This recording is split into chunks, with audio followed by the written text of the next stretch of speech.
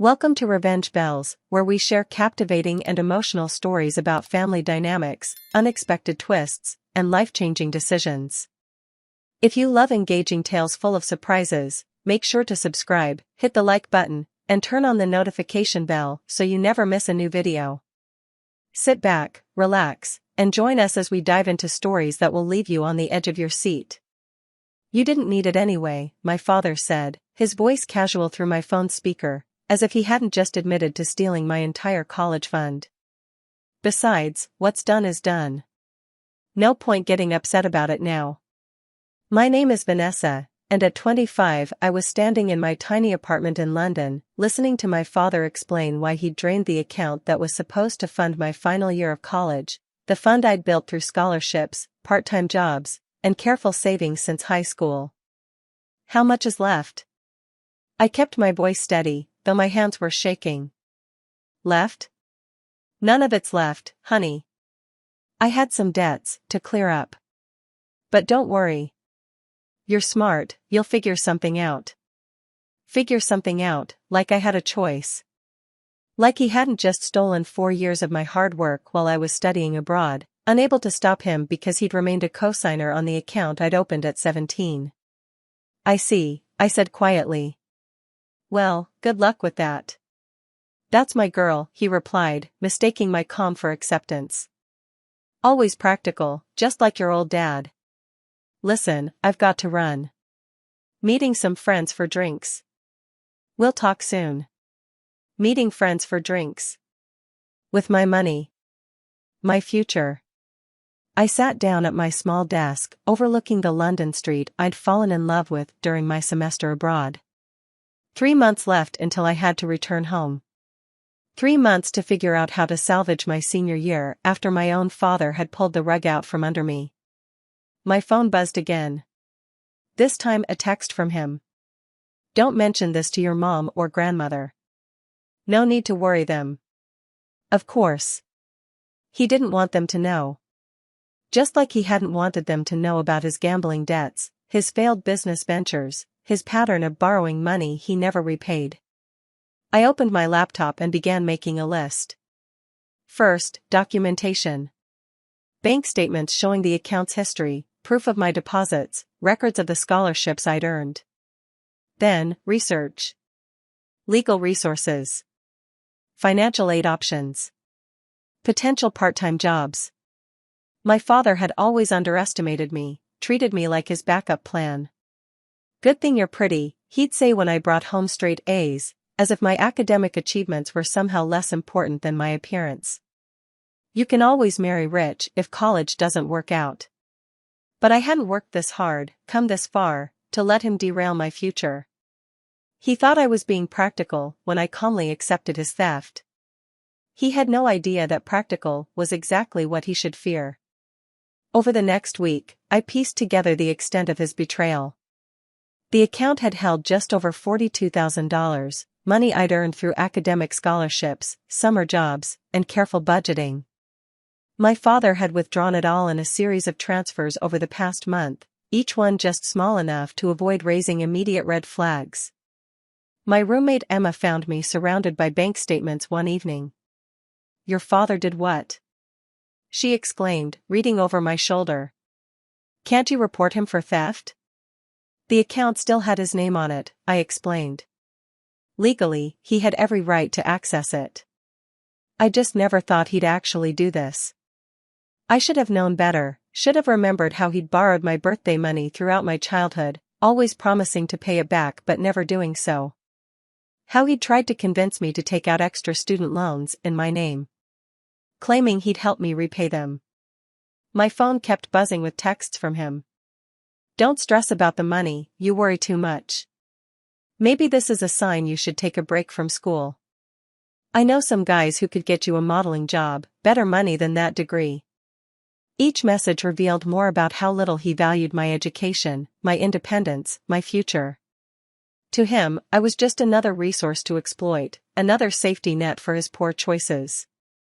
I started making calls to my university's financial aid office, to legal aid services, to my grandmother who'd always supported my academic dreams.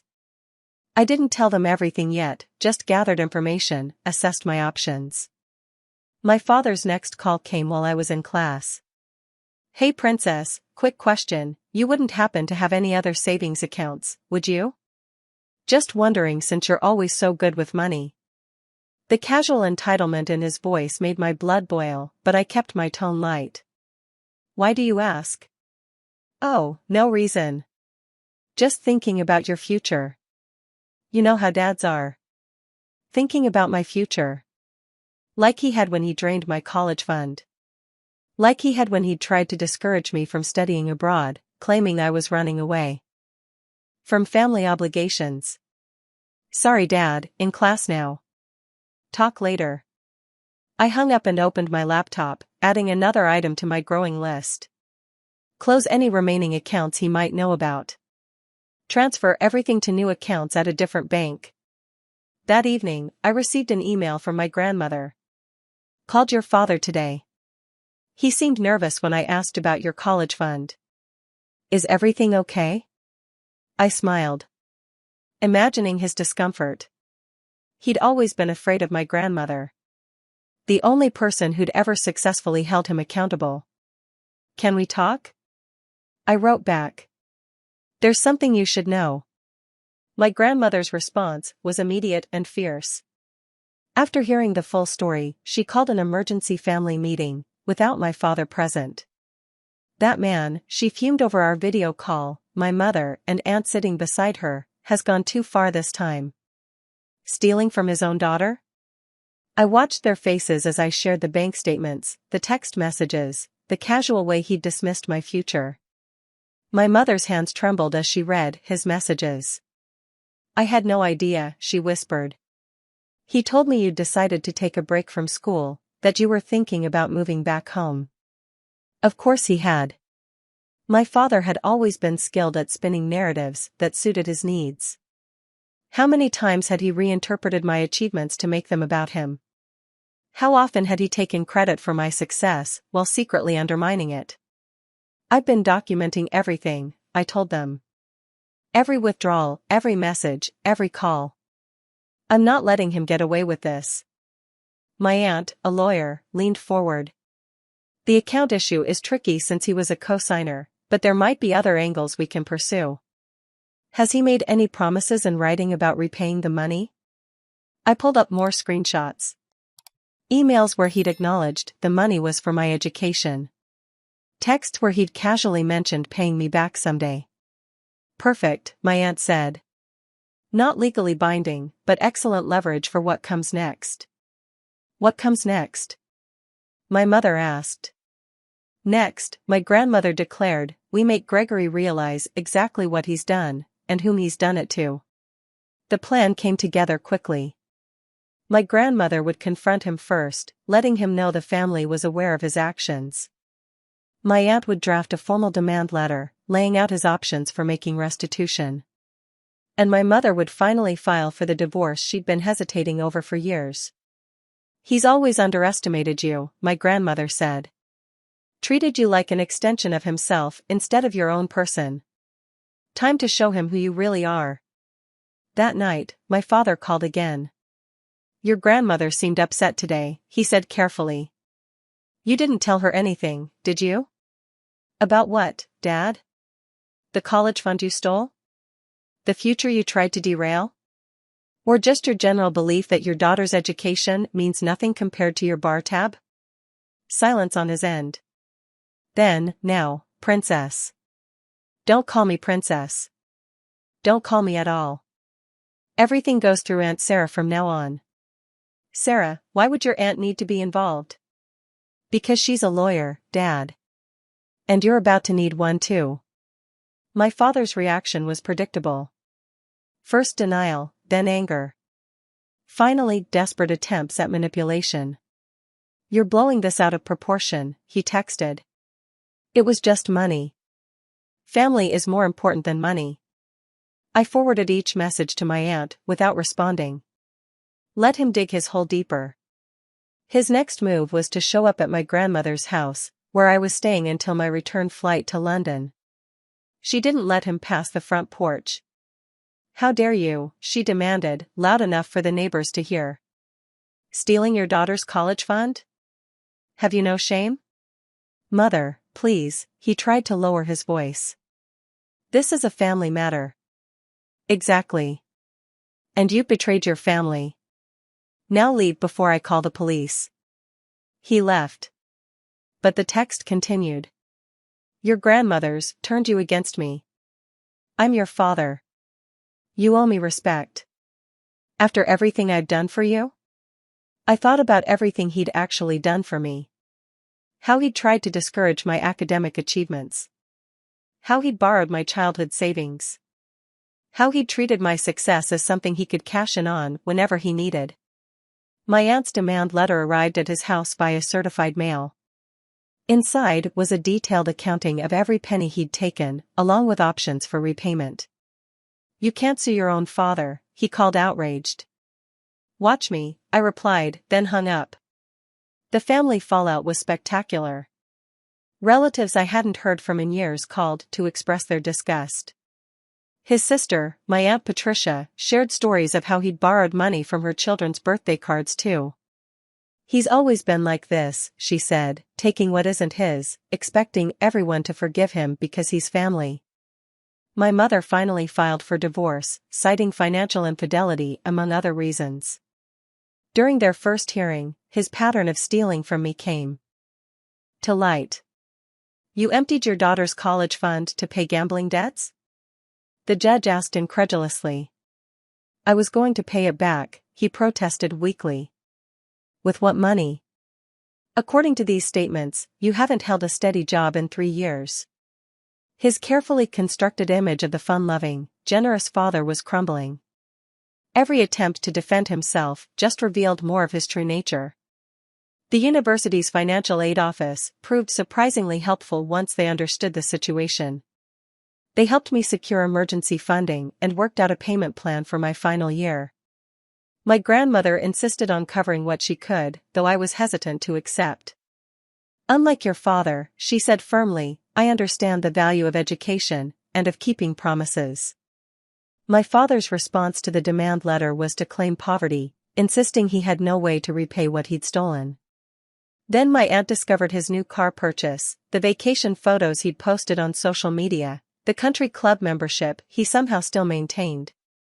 "He's not broke," she explained. "He's just good at hiding assets, but not good enough." His text messages grew increasingly desperate. "You're ruining my life. My own daughter turning against me like this. I raised you better than this." Each message showed more of his true colors. The loving father act dropped away, revealing the manipulator beneath. The final straw came when he tried to turn my younger cousins against me, telling them I was trying to bankrupt him out of spite.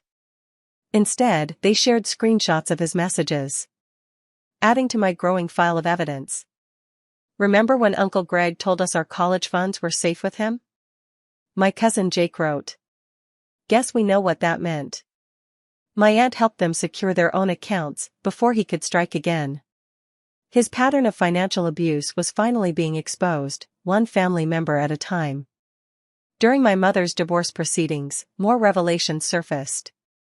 He'd been hiding money for years, taking out loans in her name, even trying to remortgage their house without her knowledge. He's been treating the whole family like his personal ATM, my mother realized, and we all just kept making excuses for him. My grandmother arranged a family meeting, again, without him present. Relatives shared stories of loans never repaid, promises broken, trust betrayed. Each story strengthened our resolve to hold him accountable. "He's always counted on family loyalty to shield him from consequences," my aunt observed. "Time to show him that loyalty goes both ways." The consequences hit my father like dominoes falling. First, my mother's divorce attorney uncovered his hidden accounts, leading to a much larger settlement than he'd anticipated. Then my aunt's legal pressure forced him to agree to a repayment plan for my stolen funds, with interest. His careful facade of the generous, fun-loving dad crumbled completely when the family learned he'd been borrowing money from elderly relatives, promising returns on investments that never materialized. "A regular Ponzi scheme," my aunt muttered, adding these discoveries to her growing file. His text messages shifted from angry to pleading.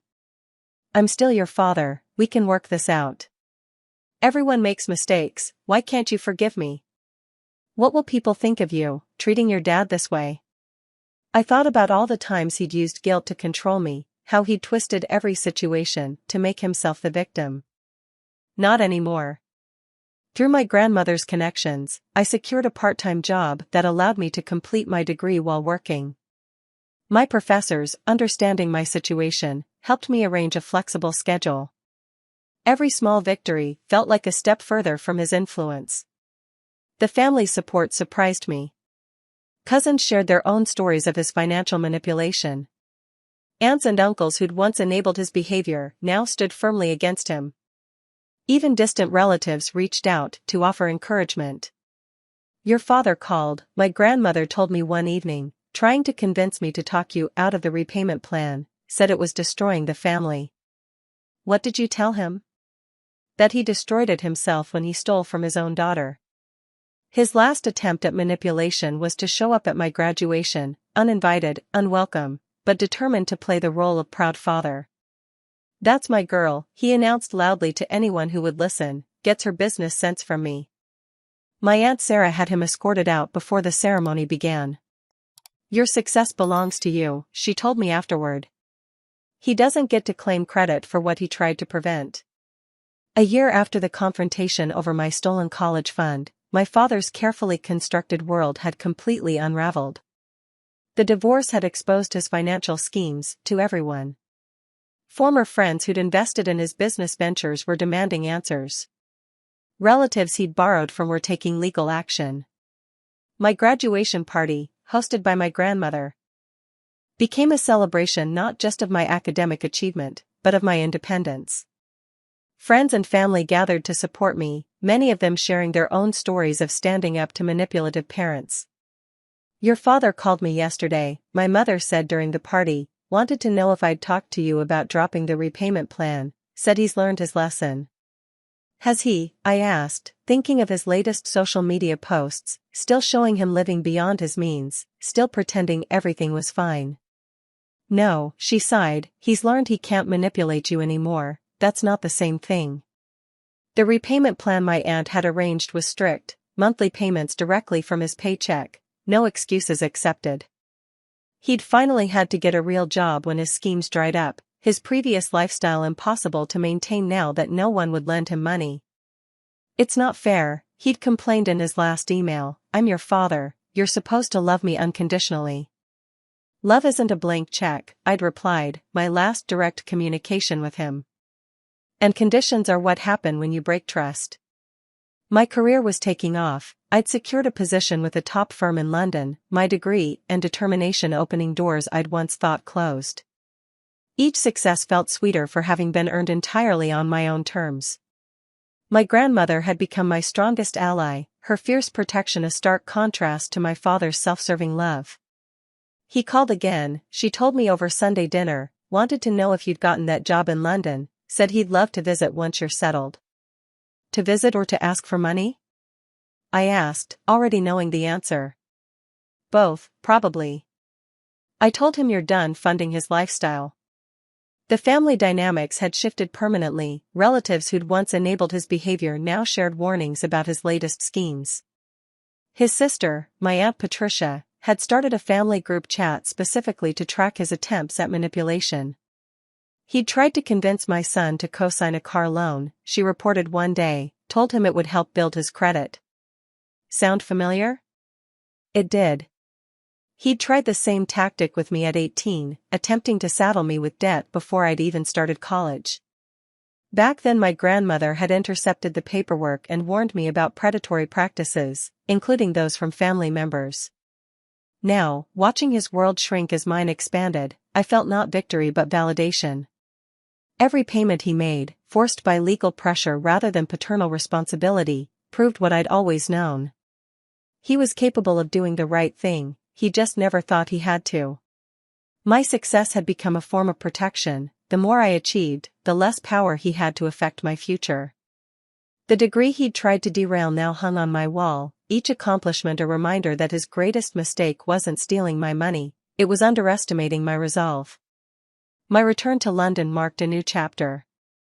The firm had offered me not just a job but a future I'd built despite my father's attempts to derail it. My small flat in the city became a symbol of independence, paid for with my own money, decorated with my own taste, free from any influence he might try to claim. His attempts to maintain contact became increasingly transparent. First came the birthday card, the first he'd sent in years, with a carefully crafted message about how proud he was of our achievements. "Did you see how he signed it?" my mother asked over the phone. "Love, Dad, your biggest supporter." The audacity of that man. Then came the social media posts, tagging me in old family photos with captions about how he'd always encouraged my dreams. Each post carefully curated to paint himself as the devoted father who'd sacrificed everything for his daughter's success. My Aunt Sarah helped me draft a cease and desist letter when the posts escalated to claims about his investment in my education. "He's trying to rewrite history," she explained, "make sure there's a paper trail proving otherwise." His response was predictable: more attempts at manipulation, more claims of family loyalty, more hints about his financial struggles. But his words had lost their power to hurt me. Through family gossip I heard about his latest schemes. He'd started telling people he had connections in London, suggesting he could help their children find opportunities abroad. Each attempt to profit from my success backfired when they contacted me to verify his claims. "Your father says you're hiring at your firm," one family friend wrote. He offered to put in a good word for my daughter, for a small consulting fee of course. I wrote back explaining that my father had no connection to my firm, no influence over hiring, and no right to charge fees for false promises. Each response felt like another brick in the wall between his lies and my truth. My grandmother visited me in London, her first trip abroad at 70. Seeing my life through her eyes, the career I'd built, the home I'd made, the future I'd secured, brought everything full circle. "You know what makes me proudest," she said over dinner at my favorite local pub? "Not just what you've achieved, but how you achieved it. You didn't let him turn you bitter, you just got stronger." That evening I received another text from him. "Heard Mom's visiting, the flat must be cramped, I know some great hotels, if you need help with the expense." I showed my grandmother the message, and we both laughed. The same old tactics, transparent as glass now that I saw them clearly. Should I respond? I asked, though I already knew the answer. "Darling," she said, raising her glass, "your success is all the response he needs." 2 years after the confrontation over my stolen college fund, my father's repayment plan was still in force, each monthly payment a reminder of his accountability. He'd tried various schemes to reduce or delay the payments, but my aunt's legal oversight remained firm. During a family gathering back home, my cousin Jake shared his own victory. He'd graduated debt-free, his college funds secured in an account my father couldn't access. "You know what Uncle Greg said when I told him?" Jake laughed. "That I should thank you for overreacting about your fund, said your dramatic response helped him learn an important lesson." "Did he learn, though?" I asked, thinking of his latest attempts to convince relatives to invest in his new business venture. "He learned not to target family members who have good lawyers," my Aunt Sarah interjected. "That's about it." My career continued to flourish. The firm had promoted me to senior position. My reputation built on the same attention to detail and determination that had helped me overcome my father's betrayal. His Christmas card arrived at my London flat, thick with forced cheerfulness and hints about his financial struggles. Inside, he'd written, "Still paying for one mistake. When will you let it go?" I pinned it to my bulletin board next to my degree and latest promotion letter, reminders that his one mistake had failed to define my future. His signature at the bottom, once a symbol of paternal authority, now looked exactly like what it was, the mark of a man who'd bet against his daughter's strength and lost. At my firm's annual charity gala, I was asked to speak about persistence and overcoming obstacles. I didn't mention my father directly, but I talked about the moment I'd learned my college fund was gone, not as a story of betrayal, but as a lesson in self-reliance.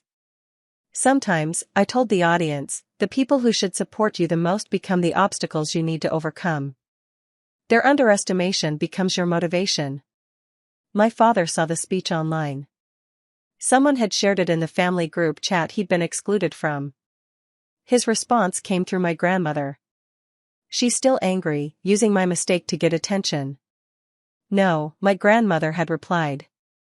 "She's successful, using her strength to help others." There's a difference. The last payment from my father arrived on a Tuesday, the final installment of the money he'd stolen. He'd attached a note. "Now, can we be family again?" I filed the receipt with all my other documentation, the bank statements, the demanding texts, the social media posts where he'd tried to rewrite history. Not because I needed them anymore, but as a reminder of how far I'd come. My mother, now happily remarried, put it best. "He thought taking your money would keep you dependent on him. Instead, it set you free." She was right. Every attempt he'd made to hold me back had pushed me forward instead. His greatest punishment wasn't the repayment plan or the family's disapproval. It was watching me succeed without him, beyond him, despite him. If you enjoyed today's story, we'd love to hear what you think. What would you have done if you were in that situation? Feel free to leave your thoughts in the comments below and share your own experiences or perspectives. We truly appreciate every single response. Don't forget to like, subscribe, and hit the notification bell so you never miss another story. There are plenty more surprises and twists ahead. We can't wait to hear from you. Your comments inspire us to keep going.